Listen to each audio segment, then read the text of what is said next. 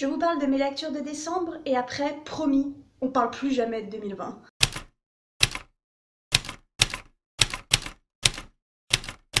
Avant de commencer à vous parler lecture, j'aimerais vous remercier parce que au moment où je filme cette vidéo, il me semble qu'on est bientôt 270 abonnés sur la chaîne. Ma dernière vidéo a atteint les 600 vues en 48 heures parce que je l'ai postée avant-hier. Ma vidéo Bullet Journal a dépassé les 2000 vues, je sais pas ce qui s'est passé. J'ai une autre vidéo qui en une nuit a dépassé les 600 vues, je sais pas pourquoi, je comprends pas trop ce qui se passe. Mais je suis vraiment trop contente. Je sais que pour certaines chaînes c'est vraiment petit que tout ça, mais ça fait 2 ans que je travaille sur cette chaîne et j'ai enfin l'impression qu'il y a des petits trucs qui se débloquent et des petits trucs qui marchent. Du coup, si c'est ta première fois sur cette chaîne, salut, je m'appelle Cécile, je suis autrice et bibliothécaire. J'espère rester bibliothécaire encore un moment et devenir vraiment autrice publiée à un moment dans ma vie. Et sur cette chaîne, on parle lecture et écriture. Voilà, selon mes envies, selon ce qui se passe dans ma vie de lectrice et d'autrice.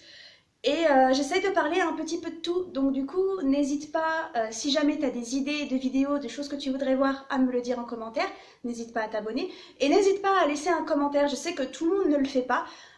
Moi-même, des fois je regarde des vidéos sans laisser de commentaires, donc je peux pas trop vous jeter la pierre. Et si jamais ça t'intéresse, mes autres réseaux sociaux sont dans la barre d'infos. Sois le ou la bienvenue sur cette chaîne un petit peu bordélique. Et on va commencer de ce pas à parler de ce que j'ai lu en décembre 2020. Donc en décembre 2020, si vous me voyez regarder un petit peu en bas, c'est parce que j'ai mes bouquins et parce que j'ai mon carnet de lecture. Ma première lecture du mois de décembre a été Une plume en deuil d'Ophélie Mestureau. Je vais vous parler de 2 livres écrits par des copines et je sais que on peut avoir l'impression que mon avis est un peu biaisé, que mon avis tout ça, mais j'essaye toujours de garder un esprit critique sur les livres des copines, ou en tout cas de dire la vérité, de dire vraiment ce que j'ai ressenti et d'essayer de me détacher en fait du fait que je connais l'auteur ou l'autrice. J'essaye de faire en sorte que mon avis soit donné de la même manière que si je ne connaissais pas l'auteur ou l'autrice. Tout ça pour dire ça, mais j'ai beaucoup aimé ce livre. Une plume en deuil, c'est l'histoire de Violette qui apprend le décès de son auteur préféré, de l'auteur qui a rythmé sa vie et de l'auteur qui l'a inspirée à devenir autrice elle-même et qui l'a beaucoup aidée tout simplement dans sa vie de tous les jours, à se sentir bien, à se sentir acceptée, tout ça. Cet auteur vient donc de mourir, Violette fait son deuil très difficilement et il se trouve que l'esprit de cet auteur vient lui rendre une petite visite pour lui dire « Écoute, j'ai encore un truc à régler sur cette terre, j'aimerais que mon dernier roman soit terminé et publié, et pour ça j'ai besoin de toi, est-ce que tu veux bien écrire la suite de mon roman ?» Du coup, j'ai donné 4 étoiles à ce livre, c'est tellement bien écrit, la plume de Ophélie est phénoménale, ça fait partie de ce genre de livre où je me dis, je saurais jamais écrire comme ça, pourquoi tout le monde écrit bien et pas moi. Voilà, les personnages sont super attachants, il y a une petite romance mais vraiment toute petite, vraiment en arrière-plan et vous savez que moi j'aime pas trop les romances donc du coup ça m'a beaucoup plu. C'est une bonne surprise en fait parce que même si je m'attendais à apprécier le livre, je m'attendais pas à autant m'attacher à Violette et à autant me reconnaître en fait dans sa façon d'être, dans sa façon de penser, dans sa façon de voir l'écriture. L'objet livre est également super joli, alors c'est un petit livre souple comme ceci. On aime ou on n'aime pas la couverture, moi c'est pas une de mes couvertures préférées mais je la trouve très jolie quand même, mais ce que j'aime surtout, ce sont les pages à l'intérieur. Donc vous avez des pages basiques j'ai envie de dire, voilà, des pages comme ça, et les pages noires ce sont les pages du roman ou des extraits de romans de l'auteur dans ce livre et je trouve ces pages absolument magnifiques, je les trouve vraiment belles. Je veux que mon roman à moi soit imprimé en mode nuit. C'est une très bonne lecture, très rapide que je propose, que je conseille, pardon, voilà, à tout le monde, c'est léger. Alors après, évidemment, il y a un trigger warning sur le deuil, du coup, qui prend une bonne partie du livre, donc du coup, voilà, je ne peux pas parler à votre place pour vous dire si c'est un sujet qui pour vous, auquel vous, on va réussir à placer les mots dans l'ordre au bout d'un moment, auquel vous êtes sensible ou non, mais sinon c'était une très belle découverte et on a besoin, en fait j'aime bien assister à la naissance des nouvelles plumes, de la nouvelle génération d'auteurs en tout cas et d'autrices francophones, voilà.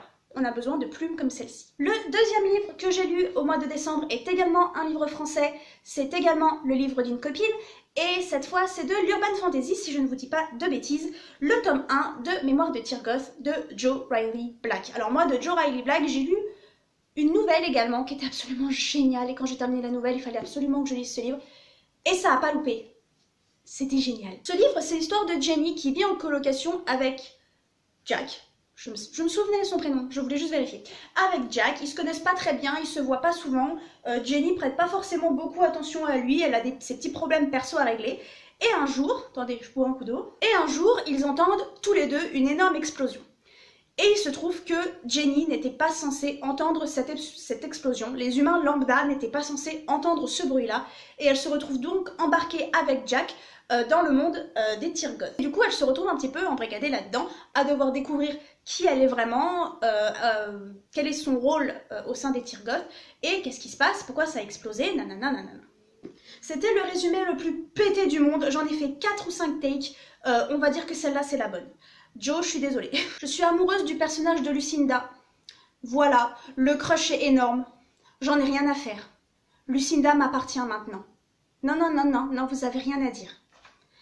Je suis amoureuse, Lucinda, épouse-moi. Une excellente lecture que j'ai dévorée en pratiquement 24 heures. Je m'attendais pas à ça, à le lire pratiquement d'une traite. L'autrice met en avant un univers très proche du nôtre, mais également très éloigné. C'est pour ça que j'adore l'urban fantasy. En fait, on sait pas trop où est-ce qu'on se situe dans la limite. C'est également un genre que j'aime beaucoup écrire. Les personnages sont tous super bien écrits. Ils ont tous une personnalité propre. Ils sont tous plus ou moins attachants ou faciles à détester, comme on aime bien détester les personnages. Voilà, il n'y a pas un personnage qui sort du lot, il n'y a pas un personnage où on se demande ce qu'il fout là. Non, ils ont tous un rôle propre, une personnalité propre. Les personnages féminins sont tellement badass, je sais pas si je dois avoir un crush ou être jalouse. Bon, sauf Lucinda.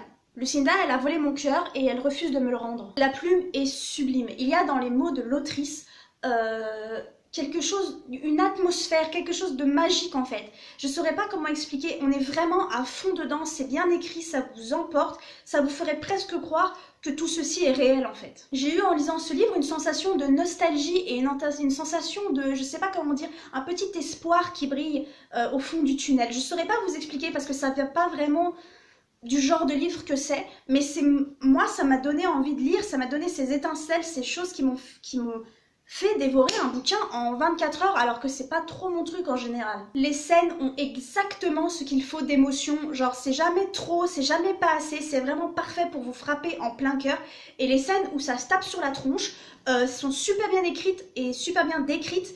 Moi je trouve qu'il y a plein de scènes de combat où dans des livres où je ne comprends pas ce qui se passe. C'est d'ailleurs ce qui est le plus dur pour moi à écrire, je trouve qu'on comprend pas ce qui se passe. Et là, c'est clair, net, c'est fluide et on ressent chaque coup, on ressent chaque émotion et c'est vraiment... Si vous aimez la fantasy et l'urban fantasy et si vous voulez lire une plume française, en tout cas francophone, je ne peux que vous conseiller Mémoires de Tyrgoth de Joe Riley Black. Ensuite, j'ai emprunté à la bibliothèque où je travaille Moitié d'âme de, alors je vais essayer de prononcer correctement son nom, Anthelme Hochkorn, Enthom Hochkorn, je suppose que c'est francophone, mais j'en suis pas certaine.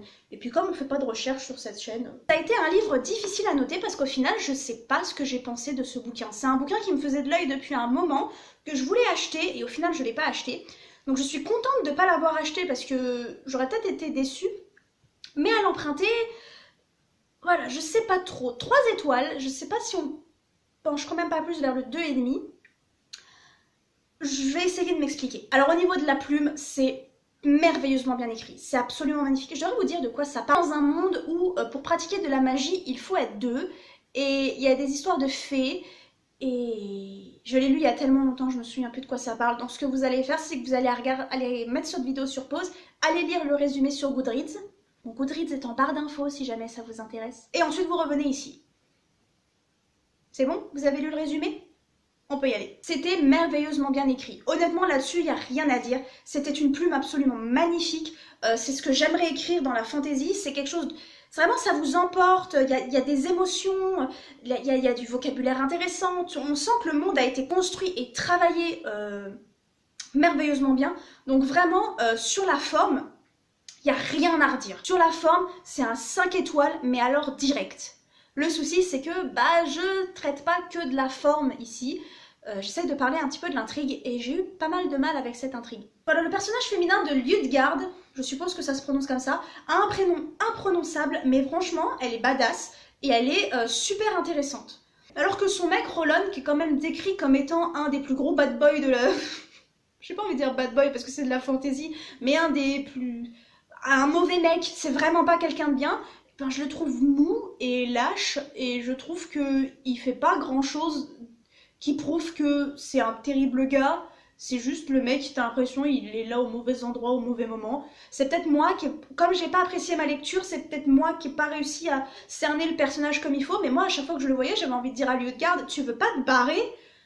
Genre, tu veux pas lâcher ce mec et faire ta vie avec quelqu'un d'autre? Ça reste quand même une lecture très sympathique, la plume est magnifique et ça permet de faire passer la pilule un peu plus facilement. Et honnêtement, l'intrigue est recherchée. C'est pas un problème que l'intrigue est vide ou que les personnages sont vides ou que quoi que ce soit. C'est juste que moi, ça ne m'a pas parlé. Mais quand on regarde vraiment le livre, l'intrigue est recherchée. Il y a une intrigue travaillée, le bouquin a été travaillé, enfin voilà. C'est juste que moi, ça ne m'a pas plus que ça parlé en fait. Vous devriez aller voir d'autres reviews parce qu'il me semble que ça a été une lecture coup de cœur de plein de personnes. Il me semble que c'est un tome 1. Donc peut-être que si ma bibliothèque commande le tome 2, j'essaierai de me laisser tenter. C'est un peu comme la passe miroir. J'ai pas forcément adoré, j'ai pas forcément accroché, mais il y a quand même quelque chose qui me dit que ça reste une œuvre de qualité quand même. C'est juste moi qui n'ai pas apprécié. Et du coup, je pourrais me laisser tenter par une suite. Il faudrait que je lise la suite de la passe miroir. Quatrième lecture de décembre, et Pauline va être contente parce que si vous suivez la chaîne de Pauline, vous savez qu'elle fait une véritable propagande pour cette autrice. Si vous ne suivez pas Pauline, qu'est-ce que vous faites en fait dans votre vie? C'est en barre d'infos, si j'oublie pas. Il faut suivre la chaîne de Pauline. Et Pauline, sur sa chaîne, elle a décidé de vouer un culte à Akemi Don Bowman, dont j'ai lu L'esquisse du bonheur, uniquement parce que Pauline en a parlé. Et Pauline a bien fait d'en parler. L'esquisse du bonheur, ça parle de Kiko, une jeune fille qui vit avec sa mère et ses deux frères, et sa mère est toxique au possible. Kiko a également été violée dans son enfance, et sa mère refuse carrément d'accepter ce qui est arrivé. Elle refuse de croire sa fille. Le fait que c'est un viol, elle en parle et elle l'admet plus loin dans le livre. Je tiens quand même à en parler pour mettre un trigger warning, et parce que je pense que c'est aussi important d'être prévenu. Je mets les trigger warnings là où il faut. Ça parle de viol, il y a également une tentative de suicide. Voilà. Donc c'est pas forcément une lecture doudou, c'est pas forcément une lecture facile, mais c'est une bonne lecture quand même. Parce que Kiko, elle va essayer de s'émanciper de tout ça. Kiko, elle parle de son anxiété d'une manière absolument... Je me suis reconnue en fait dans toutes les descriptions de l'anxiété, j'avais l'impression qu'on parlait de moi. Elle parle du fait de grandir avec hors de sa culture en fait, parce que son père est parti, de ne pas connaître sa culture et de ne pas se connaître soi-même en fait, parce qu'au final Kiko, à part son anxiété et le fait qu'elle aime dessiner, elle sait pas grand chose d'elle-même. Sa mère la restreint énormément et voilà, elle connaît pas ses origines, sa culture, et elle n'a pas l'impression d'avoir grandi dans une famille non plus. Du coup, c'est tout ça, c'est Kiko qui se cherche en fait et qui souhaite se barrer pour faire du dessin, qui souhaite s'inscrire dans une grande école de dessin. Et c'est vraiment un résumé pété, mais franchement, c'est une lecture. C'est un truc qu'il faut lire. C'est absolument magnifique. Et une lecture, voilà, c'est pas une lecture doudou, mais c'est une lecture qui est douce et qui fait mal à certains moments. C'est-à-dire qu'il y a des passages qui sont vraiment tout doux, qui te prennent dans ses bras et tout ça. Et ça reste quand même une lecture qui vous parle de sujets graves et qui parle de sujets importants et de sujets que des jeunes filles vivent. J'ai pas envie de dire quotidiennement parce que je connais pas les statistiques et j'ai pas envie de dire de conneries, mais que beaucoup de filles vivent, que ce soit l'anxiété, la pression de l'école, la pression de la famille ou le harcèlement sexuel et le viol. Toute une histoire sur la reconstruction de Kiko qui est complètement brisée et qui pense qu'elle pourra jamais aller plus loin que sa maison avec sa mère et tout ça, et cet homme qui l'a violée. Et en fait, elle apprend à grandir et tout ça, et voilà, c'était magnifique. Et merci Pauline d'avoir proposé ce livre. Et enfin, ma dernière lecture du mois de décembre. Alors j'espère vraiment ne pas me faire des ennemis en disant que j'ai vraiment pas aimé cette lecture. J'espère pas trop passer pour la pire des idiotes en vous disant que la raison pour laquelle j'ai pas aimé cette lecture, c'est parce que j'ai absolument rien compris à ce qui se passait. Parce que c'est un livre renommé. Et si jamais vous avez lu ce livre et si jamais vous avez aimé ce livre, honnêtement, venez dans les commentaires me dire pourquoi vous avez aimé, ce qui vous parle et surtout ce que vous comprenez dans ce livre. Parce que moi je pense honnêtement que si j'ai pas aimé, c'est parce que je ne capte rien de ce qui se passe de la page 1 à la dernière. On va parler du Petit Prince de Saint-Exupéry. Donc du coup, j'ai pas mis de note à ce livre parce que je pars du principe qu'on peut pas noter un livre qu'on comprend pas. D'ailleurs, combien j'ai mis, je sais plus si j'ai mis 4 étoiles ou 5 étoiles à Akemi Don Bowman. Je sais plus, parce que je l'ai pas écrit dans mon carnet de lecture. On a déjà du mal à tenir un bullet journal, mais alors tenir un carnet de lecture, je sais pas quelle idée m'a pris. Oui, c'est super joli. Oui, c'est bien écrit, on sent qu'il y a une plume très très poétique. Mais mec, où tu veux en venir? J'ai l'impression de devoir décortiquer chaque phrase, de devoir analyser chaque passage. J'ai l'impression d'être de retour à l'école. Je suppose que c'est une critique des adultes, une critique de grande... Enfin, pas une critique, mais enfin, une métaphore du fait de grandir. Mais je suis même pas certaine en fait. Je sais que c'est un livre qui a parlé à beaucoup de monde, que c'est un livre qui fait voyager beaucoup de monde, qui fait rêver beaucoup de monde, qui a forgé également la plume de beaucoup de monde et l'enfance, l'adolescence et la vie adulte de beaucoup de monde. Et moi, je passe complètement à côté. Donc si jamais vous aimez ce livre, si jamais vous avez, même si vous ne l'avez pas aimé, venez me dire en commentaire de quoi, qu'est-ce que vous en avez pensé, voilà, qu'est-ce qui vous a transporté dans cette histoire, qu'est-ce qui ne vous a pas transporté. Non, parce que honnêtement, je trouve les dessins super mignons, je trouve que c'est très bien écrit, ça se lit vite, ça se lit tout seul, enfin franchement en une après-midi c'est bouclé, mais pour moi c'est des mots mis les uns derrière les autres qui font, oui, de très jolies phrases, mais il n'y a rien. Je n'arrive pas à sortir de ces phrases et de ces paragraphes un truc qui me parle. Cette vidéo est beaucoup trop longue pour seulement 5 livres d'une année qu'on a envie de tous oublier. Du coup, n'hésitez pas à me dire en commentaire ce que vous avez pensé de la vidéo, ce que vous avez pensé de ces lectures, si vous en avez faites, si vous souhaitez en acheter. On va soutenir et faire de la propagande des copines. Il faut acheter ces livres-là. Une plume en deuil de Ophélie Mesturoux chez Rebelle Édition. Ouais, c'est ça. Et Mémoire de Tyrgoth de Jo Riley Black chez Farallon Édition. Voilà. De très bonnes lectures. Vous pouvez également vous acheter Petit Prince. C'est pas ça que... Voilà, faites un tour dans une librairie et achetez-vous ces livres-là. Et Le Petit Prince. Mais voilà, c'est bien de soutenir les copines, de soutenir les nouvelles plumes, de soutenir des plumes francophones aussi, pourquoi pas, hein, plutôt que de toujours lire des traductions. Et je sais que je suis la première à lire beaucoup de traductions et à lire beaucoup de livres en anglais, des livres VO. Mais c'est aussi bien de participer à la floraison des nouvelles plumes. Je suis pas du tout sûre de cette phrase-là. non, pas du tout. Donc du coup, voilà. N'hésitez pas à venir me dire quelles sont vos dernières lectures. N'hésitez pas à me dire ce que vous voulez voir sur la chaîne. Merci d'être resté jusqu'à la fin de cette vidéo. Merci aux petits nouveaux qui nous rejoignent et qui nous ont déjà rejoints en ce début d'année. Je vous souhaite encore une bonne année. On sait jamais, ça peut, voilà. On sait pas ce qui va se passer. Je vous embrasse très fort et on se retrouve la semaine prochaine.